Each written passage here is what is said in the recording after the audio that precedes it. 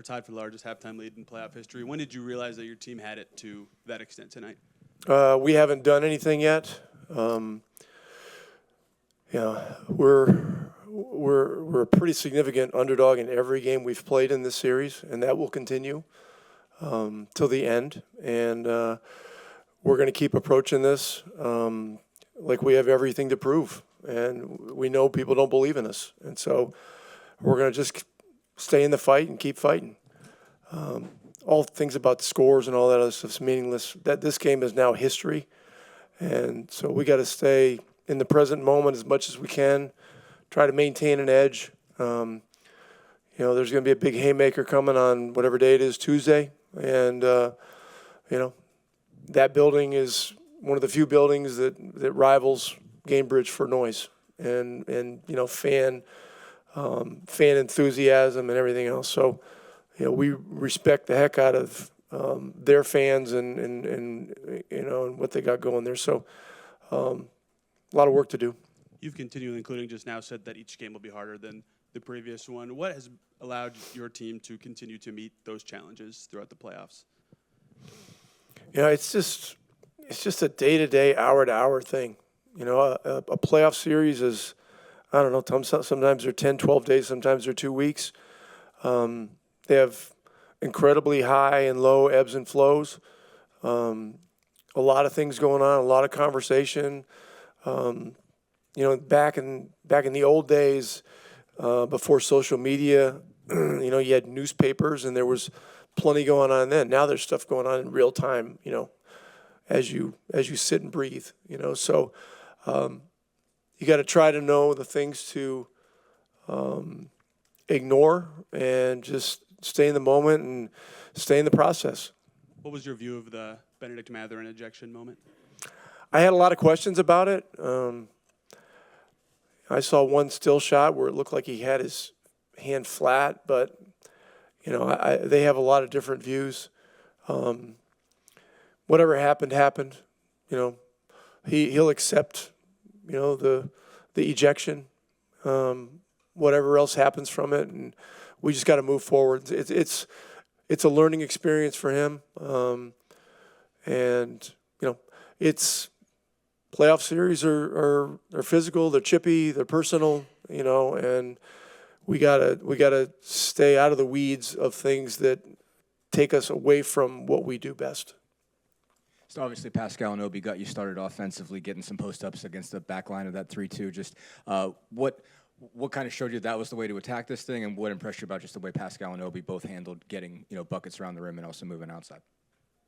Yeah, listen, we just had a better attitude about attacking the zone tonight, and we did it with greater urgency and more attitude. And that's the main thing. I mean, we've seen more zone than anybody in the league this year. So we had to make some adjustments, but the biggest adjustments were adjustments in attitude and sort of how we brought a certain level of aggression to it. And we did better tonight, but we did better also because we rebounded better. With Myles obviously hit some big shots for you down the stretch, also get some of those post-up buckets. Just what did you like about his game? How important was those shots he hit to kind of make that thing start to snowball? Yeah, there were some. We had some very good runs when we needed them, particularly in the first half. And look, I'm not crazy about the way the game ended. It's just. Garbage time is ugly. It can be ugly, but we did a lot of good things to get ourselves enough of a cushion to finish the game. So I'm grateful for that. We had a lot of guys that did a lot of good things, and now it's over.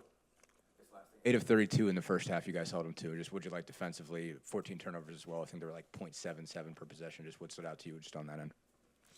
Got to play with intensity and play clean. You don't like seeing them shooting 40 free throws, and they're shooting, an inordinate amount of free throws in this series, and so we've just got to look at it and figure out ways to play cleaner and still have a level of aggression and physicality without having them go to the line all night. So we'll look at it and we'll try to do better.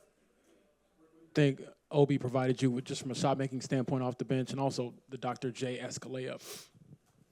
Well, when they go to small lineups, having Obi and Pascal is a blessing for us because it allows us to match small and still maintain some size. I mean, those guys are still pretty big.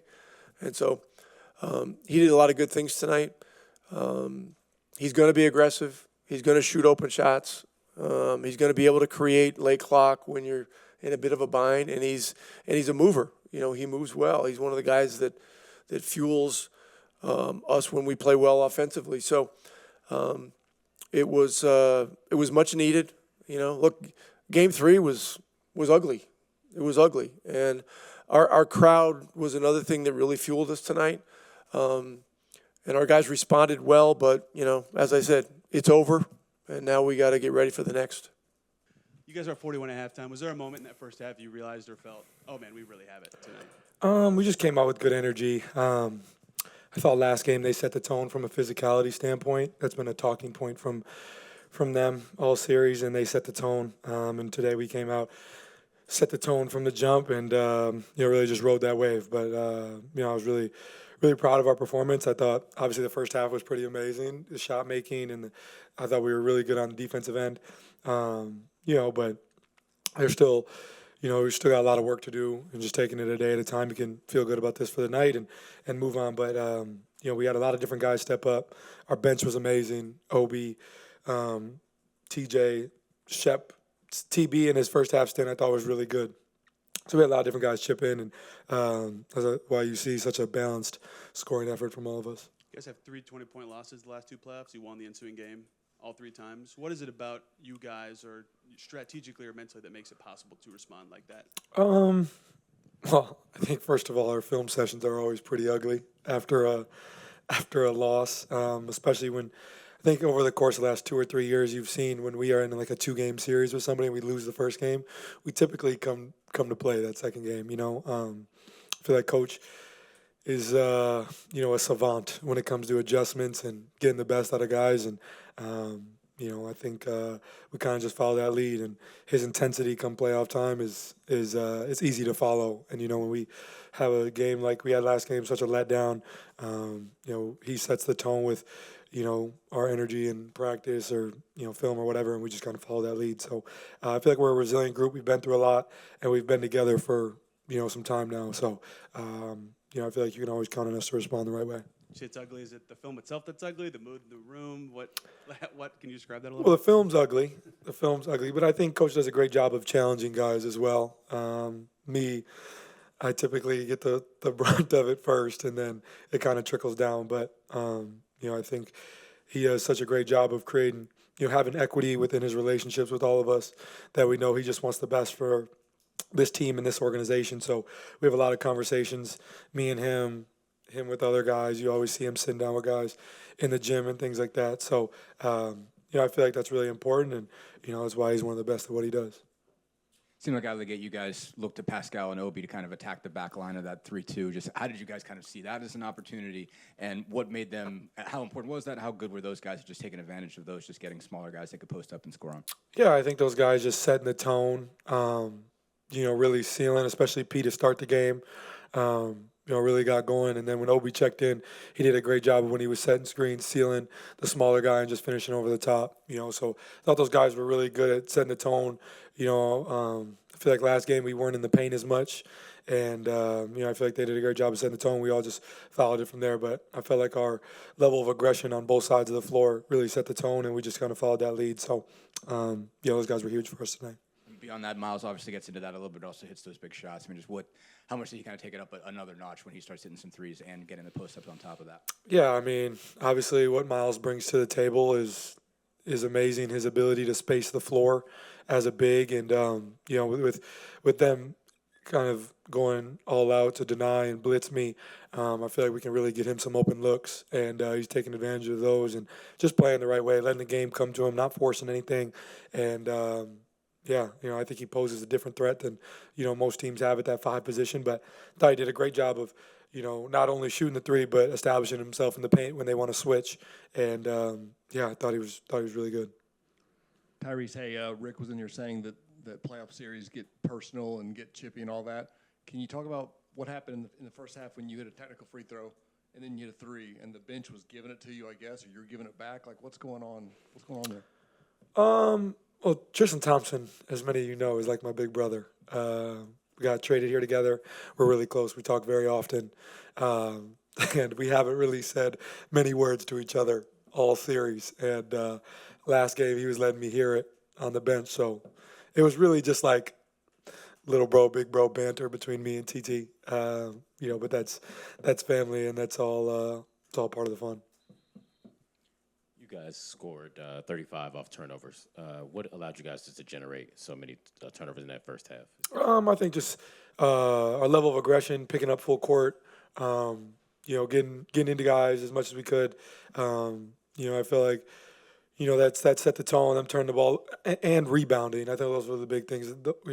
They've been out rebounding us, killing us on the glass, every game this series, and that's allowed them to, if they do get the rebound, get more shots and more opportunities to rebound again. But if they don't get the rebound, they're getting hits on us, and then Strus is on full court after he crashes, face guard and all that stuff. So I thought we did a good job of rebounding off the jump, and then that allowed us to play in transition more, where we feel like, we're one of the best teams in the world at doing that. So, when we can, get a couple buckets where we get out and run, I feel like the momentum really starts to go our way, and especially when this crowd gets behind us, we're tough to beat. So I thought we did a good job of, getting stops, holding them to one shot. If we were forcing a turnover, if we were rebounding, getting out and running, and just playing Pacer basketball. Was basically guarding you the same way as last game. Just kind of how do you feel you sort of handled and adjusted at this game points wise? Like 11 still below your scoring average, but just how did you feel you impacted the flow of the game tonight compared to last game? Yeah, I thought I did a better job of moving without the ball. I feel like I've caught myself standing too high, like a half court, and then I'm really doing nothing at that point. But if I can get lower, become more of a screener, I got a bunch of off-ball foul calls because he's grabbing me with two hands the whole time. So I did a better job there, but still room for me to improve. Keep watching the film, see where I can get better. But I thought I did a good job of not allowing him to take me out, and I thought my teammates did a great job of screening for me, getting me open, and telling me to screen for them as well. Because if they're going to guard me that way and try to make it play 4-on-4, and he's not going to leave me, if I screen, I can get other guys open. So just trying. It's all a game within the game. Tyrese, what have you learned about just stardom? I know you had a piece with Jared recently talking about everything you've been through just mentally and stuff like that. Criticism gets loud after game 3, the performance, not talking. So how have you kind of navigated what it means to be a star? It's just basketball, bro. I get paid a lot of money to play a child's game. So I love what I do. I love my job. I don't even really look at it as a job. I have a lot of fun with what I do.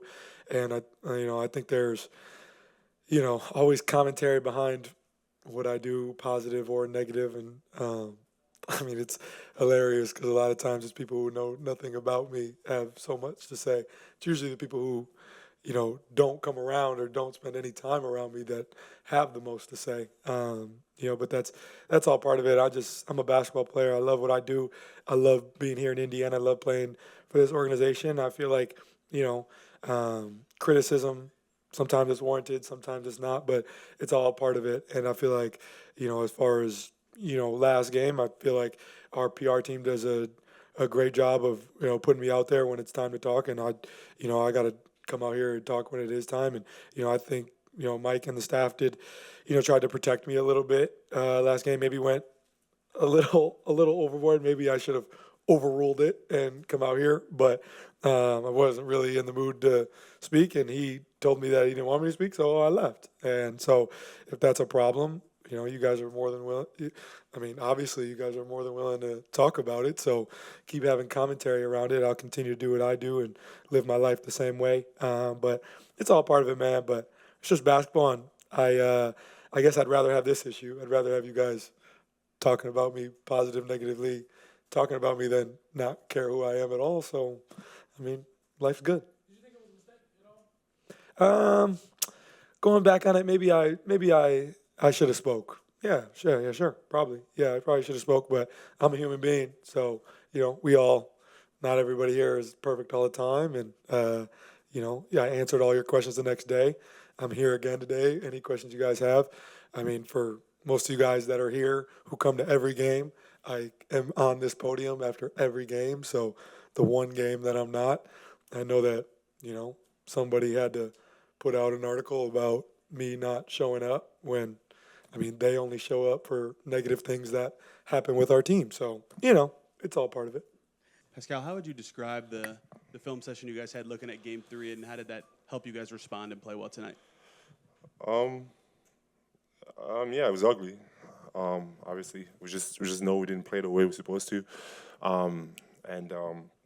yeah, those games supposed to hurt. But I thought the guys responded well to the film, and we knew like it had to be different. Just the way we approached the game, it just wasn't us. So we try to get back to to who we are. You've drawn on your past playoff experiences a lot for these guys. What do you think makes this group capable of responding after big or tough losses all the time? Yeah, no, because I think like we have guys that care at the end of the day, and it's like when we watch film or we look at things that we didn't do well, it's not emotional. It's all about correcting it. It's all about getting better, and the guys know it, and we just have that same understanding that at the end of the day, like we all care about winning, and that's all it is. And if you didn't do well, I have the trust and the confidence that we're going to come back and do better. It doesn't always mean winning, but as long as the effort is there and the things that we do and who we are as a team are there, I take that every single night. How did that first half feel compared to some of the best stretches this group has ever had?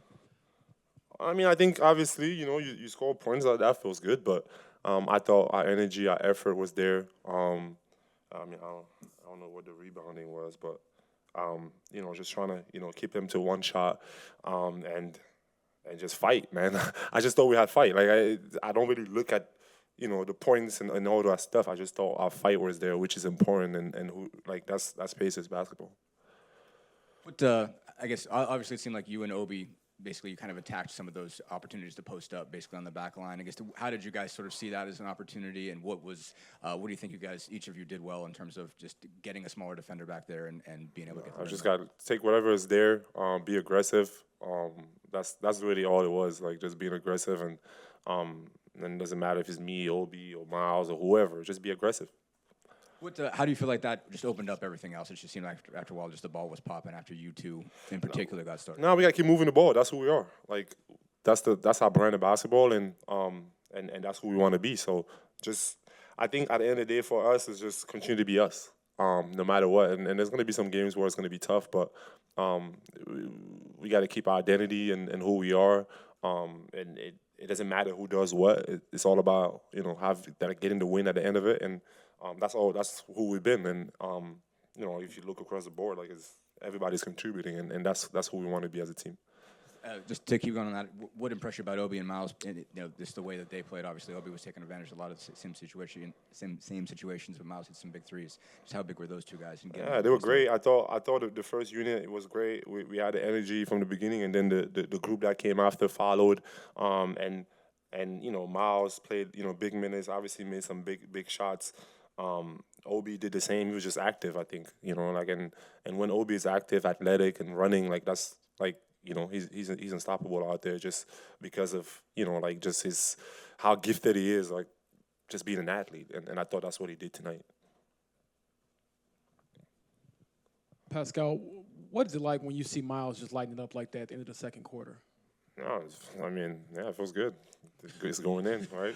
But I guess when you know all he's been through with the franchise, things like that. Yeah, he's Pacers basketball, at the end of the day. And for me, I love the effort that he gives us on defense, blocking shots, and all the things that he does for us. And again, he has the ability to shoot also. And on nights like this, it feels good. At the end of the day, it's going in. We're good.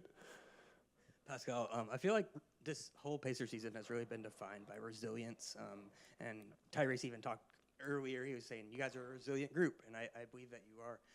Where would you say that resilience stems from? Would you say it stems from your belief in each other?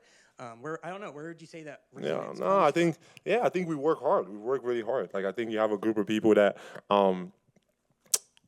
probably wasn't given anything. We're in a situation where, at the end of the day, nobody really cared to see us win, you know. So when you have that you have that belief of like it's us against everybody, it's like we are who we are. Like that's our team, and the guys around. And I said that in the summer. Look at everybody around this room. Like this is who we are, and this is what we have, and we've believed that from the beginning, and that's what we got to continue to do. And then when times are tough, you know, we just rely on each other, and that's all it is, to be honest. And like I said, there's no ego, there's no, you know, like no emotions, and it's just about correcting the mistakes and getting better as a team, and you know, that's what you want to have on a team. And talking about correcting mistakes, I think in the second half they had like 70-something points. Like that's not us. So we're gonna go back. I'm sure there's gonna be film on that. We gotta get better. How did that feel in the moment? It was great, man. I think that when we get going like that, you know, we're a tough team to beat, you know, but it all comes with our ball movement, you know. Don't forget how many assists we had, but that's our style of play, you know what I mean, when the ball's humming and, you know, everybody gets to touch the ball and everybody feels good. What about this group makes responding to 20-point losses something you guys do routinely, even in a postseason setting? I think we thrive in adversity. I think that, you know, after last game, obviously we know what was wrong. You know, it was the rebounds. You know, they were more physical than us. And then once we were able to actually watch it on film and see what was going on, I think it woke something up in us. You know, I think that's typically what happens, you know, especially this time of the year. We had, you know, I think that we have a special group. And again, you know, adversity is something I think we thrive in. Ty just talked about Rick yesterday. What about him, you know, do you think stands out as his best skill between games, especially ones you lose, and in terms of adjustment, how he takes you through film, stuff like that? Well, one is Rick and his staff. I mean, he's someone who doesn't just try to take control of all situations, you know, whether it's, you know, Jenny, Mike, Lloyd Pierce, all these guys, man, they work tirelessly, you know. I think that honestly, our staff, our red team, that's what we call them, a green team. You know, our guys who go over scout, you know, the day before, and those guys don't get enough credit. So I think Rick is he's able to listen. He's able to command respect too. I think that's one big thing that's you know, an underrated skill in most coaches. You know, when he talks, people listen. You know, and yeah, I think that he did an amazing job of just getting us ready. I guess keeping with the theme of the adjustment, how did you guys kind of identify that your opportunity against the 3-2 was to kind of find a smaller defender on that back line and post him? Because it seemed like you were able to do that. Pascal was able to do that. Obi. How did that get you guys started, and how did sort of everything open up with the ball moving from there? It was a multitude of things. I think it was good to, you know, see it on film, you know, and see, you know, where we struggled, where the ball, you know, stuck a bit. And, you know, I'm not going to go here and dissect the entire offense, but yeah, I think that, you know, it was good for us to, you know, see it, you know, feel it, and be able to adjust. What just got you going personally? At what point could you just feel that there was some opportunity there, and that you had some clean looks, basically you got a chance to just get going? It was nothing particular. I just think I was being aggressive. You know, I saw daylight, you just take advantage of it. But, you know, whenever you're able to pass the ball too, now that I don't really know what happens, I was able to hit, you know, Obi on a cut in the baseline, and I was able to hit Aaron in the corner, and other assists, not even sure what they were, but, you know, now you have the defense on their heels, and I don't know if you're going to shoot or pass it, so I think that got me going as well. So what impressed you about Pascal and Obi both? It seemed like they really got you started going offensively. What do you think they just did well in those post-ups, and how big was it to get those guys started, and especially get Pascal rolling early? Yeah, Pascal, you know, he got in early foul trouble, and, you know, for any player, they'll tell you like that, you know, it eats at you a little bit because, you know, you can't be out there, you can't be as aggressive, but I think he did a good job of coming in and picking and choosing his spots and really picked us up. I mean, Obi has been consistent all year with his shooting. You know, I think that he did a good job of, you know, being aggressive and going to the post, but, you know, Obi's just doing Obi things. I mean, it's nothing just very different, you know, to me personally. I just think that he was able to, you know, be a little more aggressive tonight. You talked a lot yesterday at practice about playing with more force. What did you think about the full court pressure you guys put on the Cleveland's backcourt and just kind of making it harder for them to get into their offense early on? Yeah, no, we call it the wear down effect. You know, being picked up 94 feet over the course of a 48-minute game and a 7-game series. You know, you're going to start to feel that, and we're in shape for it. You know, we've been preparing for it for years. Honestly, just over the past 3-4 years, we've been instilling it, and yeah, no, I was impressed with we was able to keep them off the glass. That was obviously you know, a big part of, you know, our goal tonight. And yeah, I think overall it was a great effort. Myles here in the back. After a dominant win like this, what does it do for this team knowing you're one win away from repeating, getting back to the Eastern Conference Finals? Doesn't do a thing. The job's not finished. You know, great quote the great Kobe Bryant. I think that that's real. You know, you got to be able to go into hostile territory and you know, be able to stay focused. You know, I think that, people are going to start talking about us now. We're this, we're that. We got to keep our heads down, keep our blinders on and just keep rolling, man. Just, ignore the noise and, continue to keep playing our brand of basketball. Myles, last one I believe, but you wrote the Players Tribune article. You come out and have a Q's game tonight. When you're living in the moment you talked about in the article, what is that like, and what compelled you to, I guess, put yourself out there in that format? Well, to answer your first question, it's dope, man. It's just when, preparation meets opportunity. I've really been, once I got my first experience, last year getting out the first round, it became addicting, you know what I mean? I wanted to experience that again. And, here we are a year later, doing the same thing and, continuing to do the same thing. So it's really a beautiful moment in sports. Not a lot of people get to experience this level of success. And I don't take it for granted. I met with Tyson Chandler this summer.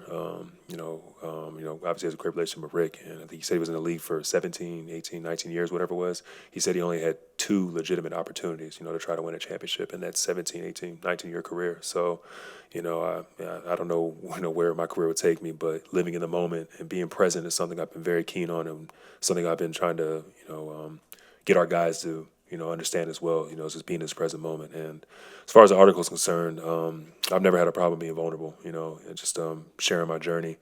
And because I know I've been through a lot, but I know I'm not the only person out there who's been through a lot. At the end of the day, this is sports, man. It's entertainment. There's people go through stuff on a real life basis. So, if I can share a little bit of my, journey or a little bit of my just my livelihood, I don't know who I'm helping out there, but hopefully it's somebody. And I think it was just great timing, obviously, just for the city, being able to experience, us playing at a high level and just having fun with it overall. Myles, Rick had mentioned that you guys were underdogs in every playoff game so far. You probably will be again. Is it possible to still keep an underdog mentality when you have a 3-1 series lead? Absolutely. Yeah. Nah, bro. Again, this is a 7-game series at the end of the day. I think that we know the opportunity, that's just kind of like low-hanging fruit right in front of us. But, that team was number 1 in the East for a reason. They're not just going to lay down. So we got to go in there and earn the series as opposed to, just letting it just happen.